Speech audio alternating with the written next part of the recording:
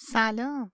اگه از قبل همراه کانال English.with.Shooka بودین متوجه شدین که تو هر درس از آموزش الفبای انگلیسی فقط 3 حرف رو آموزش دادم. اما این بار میخوام 4 از حروف رو بهتون یاد بدم. حروفی که امروز قراره یاد بگیریم S, T, U, V هستن.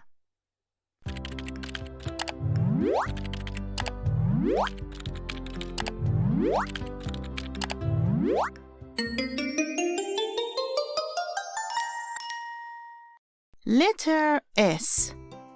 حرف S. صدای حرف S س س سی. نگاه کردن س س. سان خورشید. letter T. ت ت. تایگر ببر. ت ت. tired خسته. letter U. آ آ. umbrella چتر. آ آ. under زیر. letter V. و و. van ماشین van. و و. واز گلدان. اگه دوست دارین نوشتن این حروف رو یاد بگیرین قلم و کاغذ تهیه کنین و با من شروع کنین به نوشتن.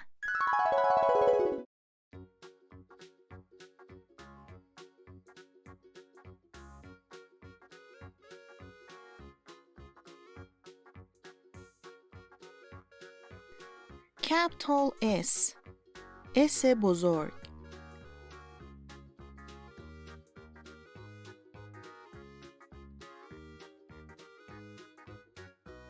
small S.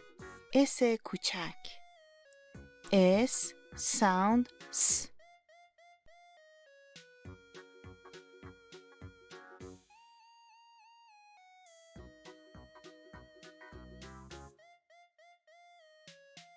capital T. T بزرگ.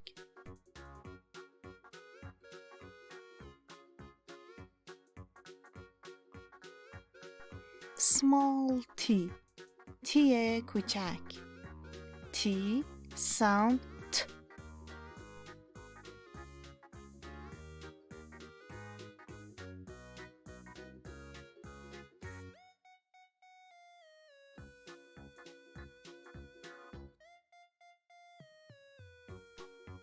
capital U. U بزرگ.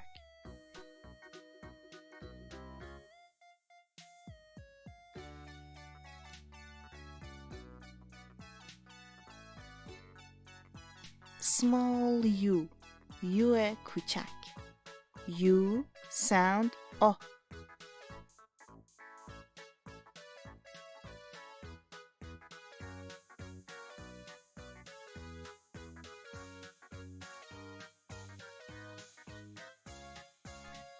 capital V. V بزرگ.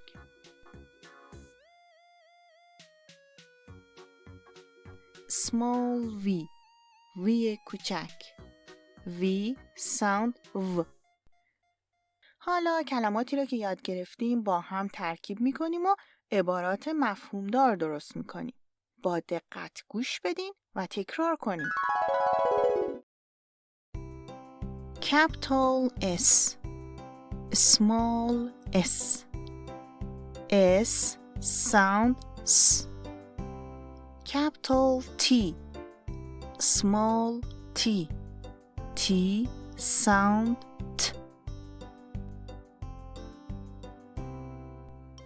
I see a tired tiger in the sun. من یک ببر خسته زیر خورشید میبینم. I see a tired tiger in the sun.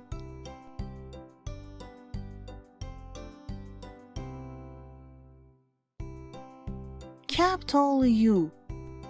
small U. U sound O. capital V. small V. V sound V.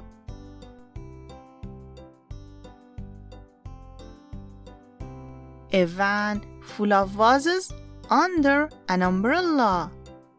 یک ماشین ون پر از گلدان زیر یک چتر.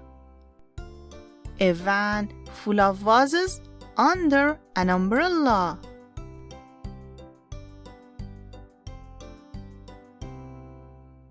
درس امروز هم تموم شد. شما میتونین تمرینات مربوط به این درس رو از لینک تلگرام که در توضیحات گذاشتم دانلود کنین. حتما این ویدیو رو لایک کنین و اگه عضو این کانال نیستین عضو بشین تا بتونین به ترتیب درس‌ها رو پیش برین. ممنون از همراهی شما. تا درس بعدی، خدا نگهدار.